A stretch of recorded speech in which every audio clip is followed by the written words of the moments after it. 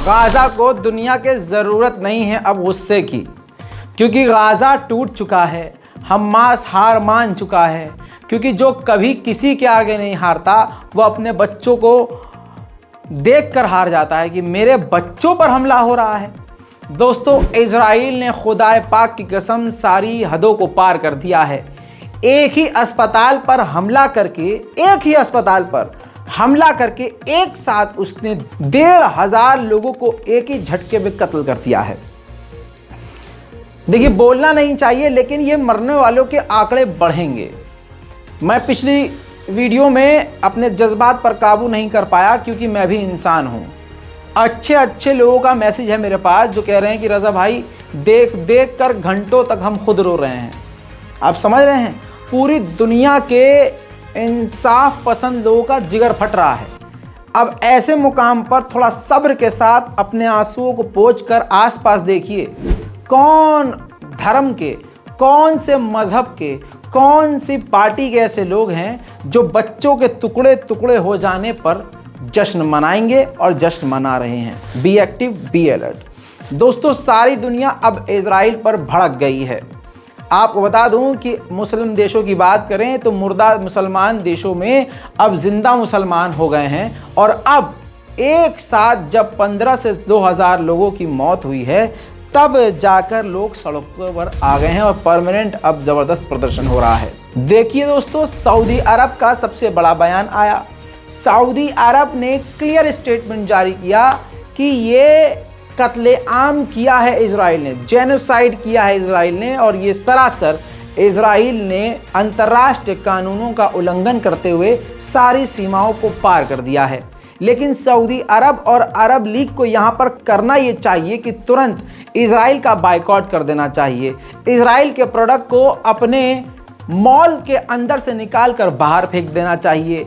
जिन अरब देशों ने, मैं वो बात बोल रहा हूँ जो अरब का बाप तक नहीं बोलेगा, कोई गोदी मीडिया की औकात नहीं है, कोई बड़ा चैनल ये बात नहीं बोलेगा। जो फैक्ट है, जो मुसलमानों के दिलों की आवाज़ है, वो कोई नहीं बोलेगा। मैं बोल रहा हूँ, इतनी कुव्वत है मेरे पास तो मैं बोल रहा हूँ कि अगर अभी के अभी अरब देश इजराइल के प्रोडक्ट्स को अपने तमाम मॉल और शोरूम से बाहर निकाल कर फेंक दें, अभी के अभी 1 घंटे में इजराइल अपनी औकात में आएगा।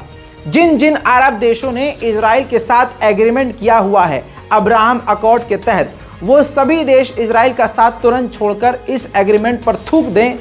यकीन कीजिए, इजराइल का थूथड़ा पकड़कर अमेरिका खुद रोकेगा कि भाई रुक जा, बस कर। उधर बर्लिन में जोरदार प्रदर्शन शुरू हो चुका है गाजा में कत्लेआम देखकर।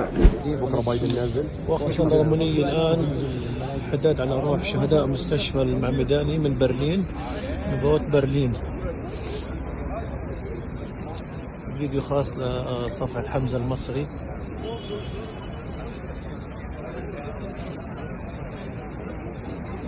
يا رب تنضع المسيرة غير شرعية والناس تستنى الشرطة تقمعها. شباب خلينا كل نحافظ على الهدوء لأنه الوضع مش تمام. كل الشباب في الجهات قاعدين يتمرضوا ويلفوا حواليكم.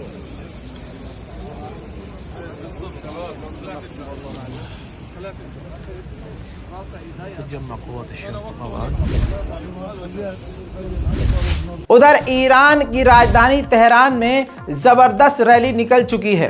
पूरे ईरान में अलग अलग जगह गाजा और फिलिस्तीन के समर्थन में जोरदार प्रदर्शन शुरू हो चुका है। इजराइल के लिए ये मुसीबत बन सकती है और बननी भी चाहिए, लेकिन बात यह है कि अगर मुसलमान अपनी बात पर और प्रदर्शन पर टिके रहें।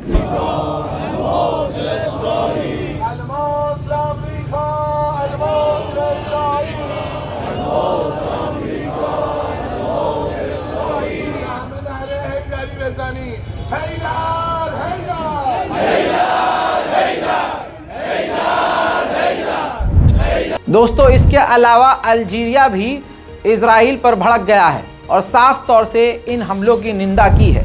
उधर यूके के फॉरेन अफेयर मिनिस्ट्री ने कहा है कि हम उस अस्पताल पर नज़र रख के बैठे हैं कि क्या हो रहा है।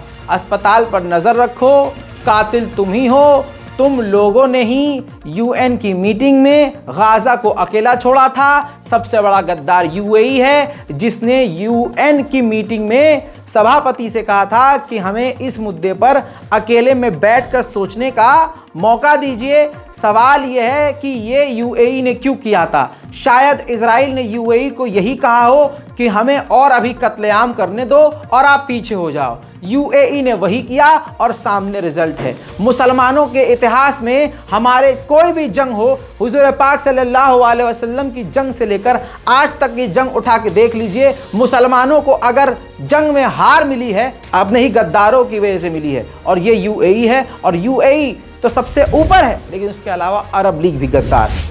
1 साल पहले तक कोई भी देश, कोई भी संगठन इजराइल के खिलाफ नहीं बोलता था।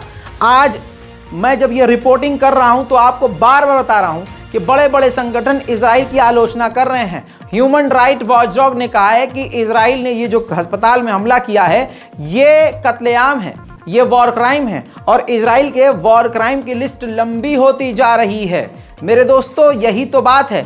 अमेरिका जब इजराइल के साथ है तो अब सारे कानून ताक पर रखे हैं। कोई भी संगठन कुछ भी बोले, उन पे कोई फर्क नहीं पड़ रहा है। वहीं जॉर्डन ने सबसे मजबूत कदम उठाया। जॉर्डन ने जो 4 देशों के साथ मीटिंग रखी थी, जॉइंट समिट रखा था, जिसमें अमेरिका, जॉर्डन, फिलिस्तीन, इजिप्ट थे, उस मीटिंग को रद्द कर दिया है। ये कई दिन तक मीटिंग चलती, इसको रद्द कर दिया है और कह दिया है कि इजराइल ने वॉर क्राइम किया है, इसे माफ नहीं किया जा सकता। उधर यूएई के मुंह पर कुत्ते का पट्टा बंधा हुआ है। इजराइल खींच देता है तो वो चुप हो जाता है, लेकिन अब पूरी दुनिया जब बोल रही है तो यूएई का प्राइम मिनिस्टर नहीं बोला, यूएई का किंग नहीं बोला, यूएई का कोई बड़ा अधिकारी नहीं, यूएई के किंग का जो एडवाइज़र है उसने अपनी ज़बान जो है हल्की सी बाहर निकाली और कहा हम इस हमले की निंदा करते हैं, और वापस ज़बान अंदर कर ली, और वो बहुत जल्द इजराइल का पिछवाड़ा चाटना शुरू कर देगी। वहीं दोस्तों, रशिया ने यूएई पर प्रेशर बनाया और कहा कि इमरजेंसी तत्काल मीटिंग बुलाई जाए यूएन की। तो दोस्तों, अब एक बार फिर से रूस के कहने पर आज ही के दिन 18 तारीख को भारतीय वक्त के मुताबिक समझ लीजिए दिन में 10 बजे के बाद यूएई और रूस के इन्विटेशन पर यूएन की मीटिंग है। मेरे दोस्तों, ये साफ है कि इजराइल के रॉकेट और हमले कितने खतरनाक हैं।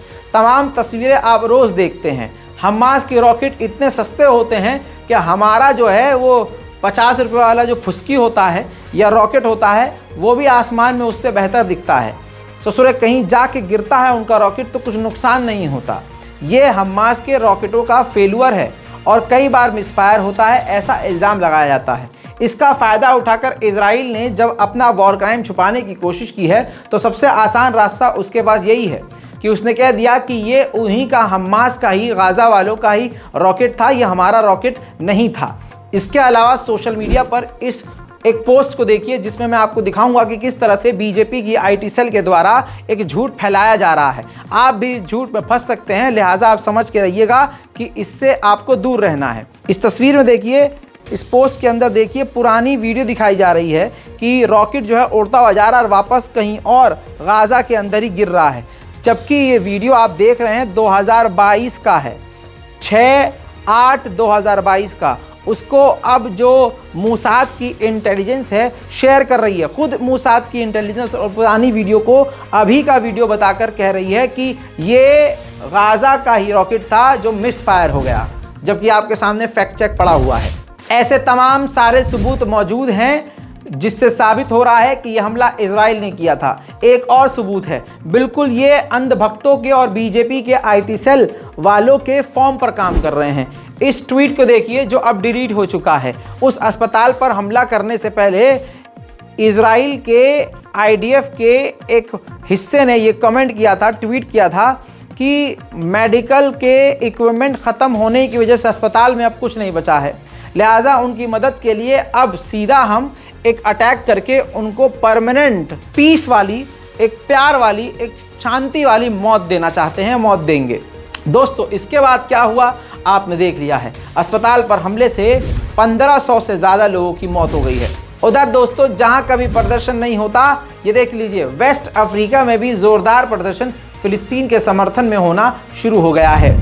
उधर मेरे दोस्तों, ये सारी दुनिया जानती है कि पूरी दुनिया में आतंकवाद को स्पॉन्सर करने वाला कौन है, हमलों को स्पॉन्सर करने वाला कौन है। सही समझे, अमेरिका $100 बिलियन का ऐलान किया है कि हम मदद देंगे। यही $100 बिलियन में से वो कुछ बिलियन यूक्रेन को देगा अमेरिका, और कुछ जो है इजराइल को देगा, और उन्हीं में से अपने बॉर्डर की सिक्योरिटी पे खर्च करेगा अमेरिका। उधर सीरिया का भी बयान आ गया है कि सीरिया का ये एक और अमानवीय चेहरा है, एक कांड है जो लगातार इजराइल ऐसा करता रहता है।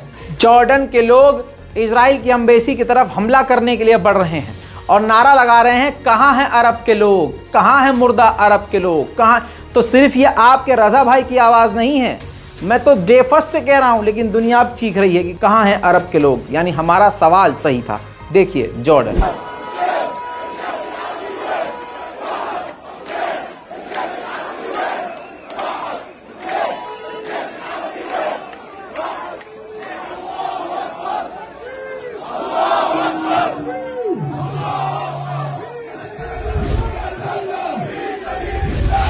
उधर आतंकवादी बाइडेन की सरकार ने यह कहा है प्रेशर में आने के बाद कि हम बेशक से इजराइल को हथियार दे रहे हैं, मदद दे रहे हैं, लेकिन इसका मतलब ये नहीं है कि इजराइल सिविलियन के ऊपर हमला कर दे। हकीकत यह है कि इजराइल से सिविलियन का कत्ल करवाने वाला कोई और नहीं, यही अमेरिका है। उधर यमन की राजधानी सना में भी लोग अब सड़कों पे जोर शोर से और गुस्से में उतर आए हैं और गाजा की आज़ादी के लिए आवाज़ उठा रहे हैं। उधर गल्फ कॉर्पोरेशन काउंसिल ने इस हमले की निंदा करी और कहा कि $100 मिलियन इमीडिएट इमरजेंसी मदद हम गाजा को दे रहे हैं। सऊदी अरब के बाद बहरीन ने इजराइल को सीधा सीधा ब्लेम किया कि ये बमबारी इजराइल नहीं की। उधर हिजबुल्लाह के पोस्ट पर हमले के लिए इजराइल ने आधिकारिक तौर पर बताया कि हमने लेबनान के अंदर हिजबुल्लाह के कई ठिकानों पर बड़े हमले किए। उधर फिलिस्तीन स्क्वायर नाम की एक ईरान की राजधानी तेहरान में जगह है, वहां पर डॉक्टरों और आम लोगों ने मिलकर फिलिस्तीन के लिए प्रदर्शन किया है।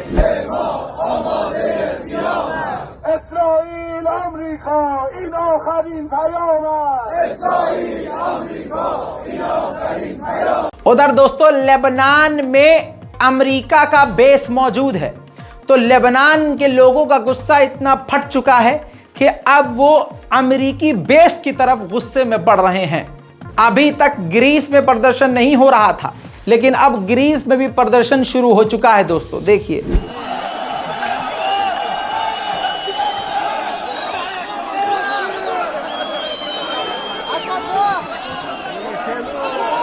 उधर ईरान के राष्ट्रपति इब्राहिम रईसी का बड़ा बयान आया। उन्होंने कहा कि मुसलमानों की खामोशी का फ़ायदा उठाकर अमेरिका और इजराइल ने फिलिस्तीन के सर पर यह बम गिराया और कत्लेआम किया। ये रोज़ सहियोनी रोज़ हमला कर रहे हैं और हमारे सब्र का इम्तिहान ले रहे हैं। उधर लेबनान के अंदर लेबनीज लोगों का गुस्सा देखकर जो यूएन के लोग, यूएन की मिलिट्री जो लेबनान में है, वो तेज़ी से लेबनान छोड़ रहे हैं। देखिए किस तरह से फरार हो रहे हैं।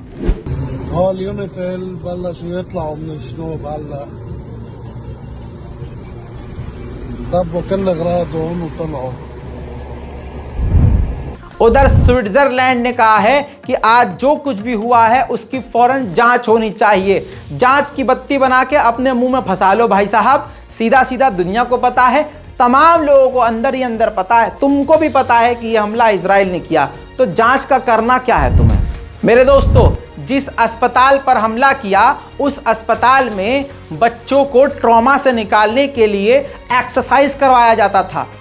हंसने वाली therapy, exercise, brain exercise, mental stability के लिए एक्सरसाइज करवाया जा रहा था। हजारों लोग वहां पर मरीज थे। 20 घंटे, हमले के 20 घंटे पहले का ये वीडियो वहीं का है जहां हजारों की तादाद में बेगुनाह मारे गए और वो अब अस्पताल खाक में मिल गया। ये है वो जगह। الجلال والجمال والسناء والبهاء في رباه والحياة والنجاة والهناء والرجاء في هواك في هواك هل أراك दोस्तों इसके अलावा ये वीडियो में जो आपको नहीं दिखा सकता, आप समझ चुके हैं कि आग नजर आ रही है। लेबनीज लोगों ने लेबनान में यूएन की बिल्डिंग में आग लगा दी है। दोस्तों अब भी दुनिया ना बोली तो लानत है दुनिया के मुसलमानों पर। इतना खतरनाक कत्लेआम करने के बाद इजराइल ने ऐलान किया है कि हम हमले नहीं रोकेंगे। ये कहते हुए इजराइल ने खान यूनुस के इलाके पर फिर से बमबारी शुरू कर दी है। ये लाइव अपडेट आपको दे रहा हूं। उधर इराक की राजधानी बगदाद में भी लोग अब अपने घरों को छोड़कर सड़कों पर निकल आए हैं।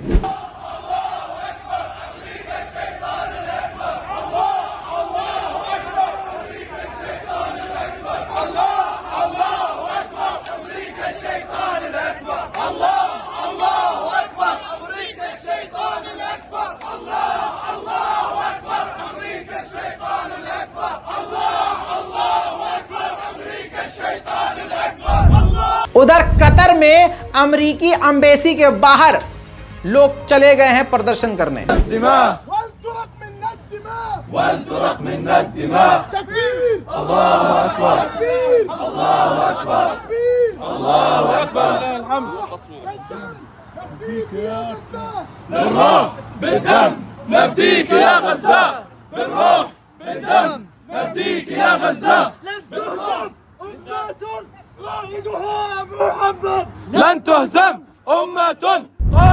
उधर अमेरिका के व्हाइट हाउस ने कहा है कि एक और हमारा एयरक्राफ्ट कैरियर पर्शियन सागर से निकलकर इजराइल की तरफ जा रहा है।